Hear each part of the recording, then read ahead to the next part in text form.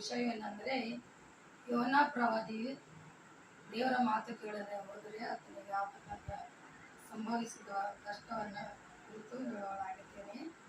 ಯೋನ 1ನೇ ಅಧ್ಯಾಯ 3ನೇ ವಚನದಲ್ಲಿ ಏನು ಹೇಳುತ್ತದೆ, ಬಳಿಕ ಅವನು ಯೆಹೋವನ ಬಿರುಗಾಳಿಯ ಸಮುದ್ರವನ್ನು ಮೇಲೆ ಬಂದಾಗ, ಆದರೆ ಯೆಹೋವನು ಸನ್ನಿಧಿಗೆ ತಪ್ಪಿಸಿಕೊಳ್ಳುವ ಹಾಗೆ ತಾರ್ಷೀಷಿಗೆ ಹೋಗಬೇಕೆಂದು ಹೊರಟು ಯೋಪಕ್ಕೆ ಇಳಿದು ಅಲ್ಲಿ ತಾರ್ಷೀಷಿಗೆ ತೆರಳುವ ಹಡಗನ್ನು ಕಂಡು ಬಾಡಿಗೆಯನ್ನು ಕೊಟ್ಟು ಯೆಹೋವನ ಸನ್ನಿಧಿಗೆ ತಾರ್ಷೀಷಿಗೆ ಪ್ರಯಾಣ ಮಾಡಬೇಕೆಂದು ಹಡಗಿನೊಳಗೆ ಅವನು ಹತ್ತಿದನು. ದೇವರು ನಿನೆವೆ ಪಟ್ಟಣಕ್ಕೆ ಹೋಗುವಂತೇಳಿ ಅಪ್ಪಣೆ ಪಟ್ಟಾಗ ಆತನು ತಪ್ಪಿಸಿಕೊಂಡು ತಾರ್ಷೀಷಿಗೆ ಹೋಗಲು ಹಡಗಿನಲ್ಲಿ ಹೋಗಿ ಕುಳಿತುಕೊಂಡನು. ಅಲ್ಲಿ ಅವನಿಗೆ ಬರ್ತ್ ಕೂಡ ಸಿಕ್ತು, ಚೆನ್ನಾಗಿ ಕುಳಿತುಕೊಂಡ. ಹಾಗೆ ನಿದ್ದೆ ಕೂಡ ಬಂತು. ತಪ್ಪು ದಾರಿಯನ್ನು ಹೋಗುವಾಗ ಒಂದೊಂದ್ಸಲ ನಮಗೂ ಕೂಡ ಅಯ್ಯೋ ಒಳ್ಳೆದೇನೋ ಎಲ್ಲ ಸರಿಯಾಗಿ ಆಗ್ತಾ ಇದೆ ಅಂತ ನಾವು ತಿಳ್ಕೊಳ್ತೀವಿ. ಆದರೆ ಸೈತಾನ ನಮ್ಮನ್ನು ತನ್ನ ಬಲೆಯಲ್ಲಿ ಹಾಕಿಕೊಳ್ಳಲು ಆ ರೀತಿ ಸಹಾಯ ಮಾಡ್ತದೆ. ಆಗ ಅವನು ಮಲಗಿ ನಿದ್ರೆ ಮಾಡ್ತಾನೆ. ನಿದ್ದೆ ಹೋದಂಥ ಸಮಯದಲ್ಲಿ ಅವನಿಗೆ ಮುಂದೆ ಏನಾಗ್ತದೆ ಅನ್ನೋದು ಏನೂ ಗೊತ್ತಾಗಿರಲ್ಲ. ಹಡಗು ಸಮುದ್ರದ ಮಧ್ಯದಲ್ಲಿ ಹೋದಾಗ ತುಫಾನುಗಳು, ಬಿರುಗಾಳಿಗಳು ಬಂದು ಅಲ್ಲಕಲ್ಲಲವಾಗಿ ಹಡಗು ಮುಳುಗಲು ಪ್ರಾರಂಭಿಸುತ್ತದೆ. ಅವಾಗ ಅದರಲ್ಲಿ ಇರ್ತಕ್ಕಂಥ ಎಲ್ಲ ಜನರು ತುಂಬಾ ಭಯಪಡ್ತಾರೆ. ಅಯ್ಯೋ ದೇವ್ರಿ, ಯಾಕೆ ಇಂಥ ಸಮಯ ಬಂತು, ಇದು ಎಂದೂ ಹೀಗಾಗಿಲ್ಲ ಅಂತೇಳಿ ಹಡಗಿನ ಡ್ರೈವರ್ ಕೂಡ ತುಂಬಾ ಆಶ್ಚರ್ಯ ಪಡ್ತಾನೆ. ಯಾಕಂದ್ರೆ ನಾನು ಇಷ್ಟು ವರ್ಷ ಕೆಲಸ ಮಾಡ್ತಿದ್ದೀನಿ, ಈ ತರವಾದ ಬಿರುಗಾಳಿ, ಈ ತರವಾದ ತೊಂದರೆ ಎಂದೂ ಆಗಿಲ್ಲ. ಹಡಗೆಲ್ಲ ಅಲ್ಲಕಲ್ಲಲವಾಗಿ ಮುಳುಗಲು ಪ್ರಯತ್ನ ಆಗ್ತದೆ. ದೇವ್ರಿ ಏನ್ ಮಾಡ್ಬೇಕಂತೇಳಿ ಅವ್ರು ಏನ್ ಮಾಡ್ತಾರೆ, ಅವರೆಲ್ಲರಿಗೆ ಒಂದು ಚೀಟಿಯನ್ನು ಹಾಕ್ತಾರೆ. ಯಾರ ಹೆಸರಿನ ಮೇಲೆ ಚೀಟಿ ಬರುತ್ತೋ ಅವ್ರು ತಪ್ಪು ಅಂತ ತಿಳ್ಕೊಳ್ಳೋಣ ಅಂತೇಳಿ. ಹಾಗೆ ಆ ಚೀಟಿಯನ್ನು ಯೋನನ ಮೇಲೆ ಬರುತ್ತೆ. ಅವಾಗ ಆ ಚೀಟಿ ತೆಗೆದು ನೋಡಿ ಅವನಿಗೆ, ಯೋನನೇ ಎಲ್ಲಿ ಹೋಗುತ್ತೀನಿ, ನೀನು ಯಾರು, ಏನು ಕೆಲಸಕ್ಕೆ ಬಂದೀಯಾ ಅಂತೇಳಿ ಕೇಳ್ತಾರೆ. ಆಗ ಅವನೇ ಹೇಳ್ತಾನೆ ಏನಂದ್ರೆ, ನಾನು ಇಬ್ರಿಯನು, ಯೆಹೋವ ದೇವರ ಪರಮ ಭಕ್ತನು ಅಂತ ಹೇಳ್ತಾನೆ. ಹೇಳಿದಾಗ ಅವರು ಆಶ್ಚರ್ಯ ಪಡ್ತಾರೆ. ಯೆಹೋವ ದೇವರ ಭಕ್ತನ ಅಂದರೆ ನೀನು ಆತನು ಹೇಳಿದ ಕೆಲಸವನ್ನು ಮಾಡದೆ ತಪ್ಪು ದಾರಿಯಲ್ಲಿ ನಡುವೆಗೆ ತೊಂದರೆ ಬರ್ಬೋದು ಅಂತ ಅವರು ಕೂಡ ಸಂಶಯ ಪಟ್ಕೊಳ್ತಾರೆ. ಅಷ್ಟರಲ್ಲಿ ಅವನಂತಾನೆ, ಹೌದು, ನನ್ನಿಂದೇ ತೊಂದರೆ ಬಂದಿದೆ. ಕರ್ತನಾದ ಯೇಸು ಕ್ರಿಸ್ತನು ನನಗೇನು ಹೇಳಿದ್ದಾರೆ ಅಂದ್ರೆ, ನಿನೆವೆ ಪಟ್ಟಣಕ್ಕೆ ಹೋಗು, ಆ ಜನರನ್ನು ದುಷ್ಟತ್ವ ತುಂಬಾ ಆಗಿದೆ, ಅದರನ್ನು ಪಶ್ಚಾತ್ತಾಪ ಪಟ್ಟು ಯೆಹೋವನ ಕಡೆಗೆ ತಿರುಗಿಕೊಳ್ಳುವಂತೆ ನೀನು ಕೂಗಿ ಅವರಿಗೆ ಹೇಳುವಂತ ಕಳಿಸಿದರೆ, ನಾನು ಆತನ ಮಾತನ್ನು ಮೀರಿ ಈ ಕಡೆ ಬರೋದ್ರಿಂದಲೇ ಈ ತೊಂದರೆ ಆಗ್ತಾ ಇದೆ.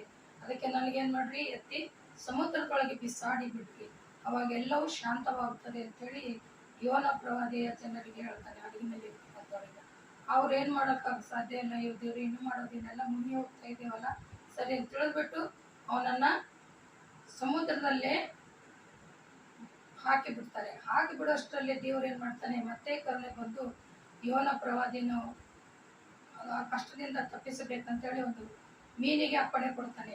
ಆ ಮೀನು ಅವನು ಬಂದ ಕೂಡಲೇ ನೀನು ಬಾಯಿ ತೆರೆದು ಆತನನ್ನು ನುಂಗಿ ಬಿಡು ಅಂತೇಳಿ.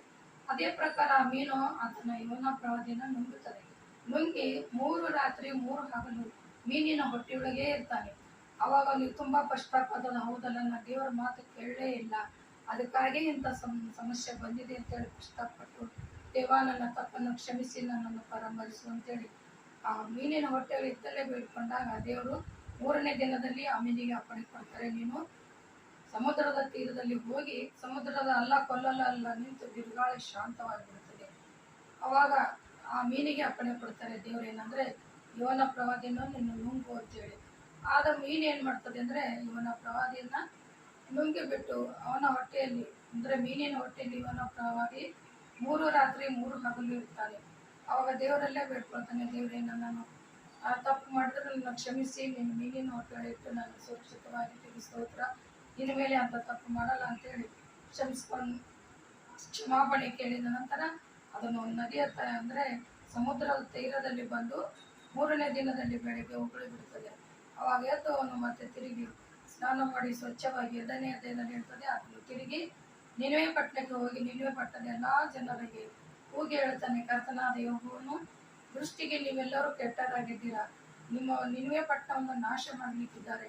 ಅದಕ್ಕಾಗಿ ಎಲ್ಲರೂ ಪಶ್ಚಾತ್ತಾಪ ಪಟ್ಟು ದೇವರ ಕಡೆಗೆ ತಿರುಗಿಕೊಳ್ಳಿರಿ, ಆತನು ನಿಮ್ಮ ವಾಕ್ಯವನ್ನು ಕೇಳಿ ನಿಮ್ಮ ಆತನ ಕಡೆಗೆ ನೀವು ತಿರುಗಿಕೊಳ್ಳಿರಿ ಅಂತೇಳಿ ನೋನ ಹೇಳಿದಾಗ ಆ ಮಾತನ್ನು ಕೇಳಿ ಅವರು ದೇವರ ಕಡೆಗೆ ತಿರುಗಿ ಆ ಪಟ್ಟಣವನ್ನು ನಾಶ ಮಾಡಿದ ದೇವರು ಬಿಡ್ತಾರೆ. ಹೀಗೆ ನಾವು ಏನೇ ತಪ್ಪು ಮಾಡಲಿ ಆ ತಪ್ಪನ ಕ್ಷಮಾಪಣೆ ದೇವರಿಗೆ ಕೇಳಿಕೊಂಡಾಗ ನಮ್ಮನ್ನು ತಪ್ಪಿಸುವರಾಗಿರ್ತಾರೆ. ಹಾಗಂತೇಳಿ ತಿಳಿದು ತಪ್ಪು ಮಾಡದೆ ದೇವರ ವಾಕ್ಯವನ್ನು ಗಮನಿಸಿ ಆತನ ಮಾರ್ಗದಲ್ಲಿಯೇ ನಡೀಬೇಕಂತೇಳಿ ಹೇಳ್ತಾರೆ. ಪ್ರಾರ್ಥನೆ ಮಾಡುವ. ಪ್ರೀತಿಯಿಲ್ಲ ಐಶ್ವರ್ಯ ತಂದೆ, ನಿನ್ನ ನಾಮಕ್ಕೆ ಕೋಟಿ ಕೋಟಿ ಸ್ತೋತ್ರ.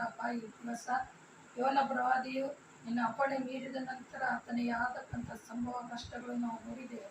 ಅದೇ ರೀತಿಯಿಂದ ನಾವು ಕೂಡ ಯಾವುದೇ ಕೆಲಸ ಮಾಡಲಿ ನಿನ್ನ ಅಪ್ಪಣೆ ಇಲ್ಲದೆ ಏನು ಮಾಡದ ಹಾಗೆ ಮೊಳಕಾಲು ಹಾಕಿ ಅಪ್ಪ ಈ ಕೆಲಸವನ್ನು ನಾನು ಬಯಸುತ್ತೇನೆ, ಆದರೆ ನಿನ್ನ ಚಿತ್ತವಿದೆಯೋ ಇಲ್ಲೋ ನನಗೆ ಗೊತ್ತಿಲ್ಲ, ಆದರೆ ನೀನು ನಮಗೆ ಸಹಾಯ ಮಾಡಿ ಒಳ್ಳೆ ಮಾರ್ಗದಲ್ಲಿ ತೋರಿಸುವಂದು ಪ್ರಾರ್ಥನೆ ಮಾಡಿದಾಗ ದೇವರ ವಾಕ್ಯವು ನಮಗೆ ತಿಳಿಸುತ್ತದೆ. ಏನಂತೆ ನಮ್ಮ ಪ್ರಶ್ನೆಗೆ ಉತ್ತರ ಕೊಡುವಂಥ ದೇವರಾಗಿರ್ತಾನೆ.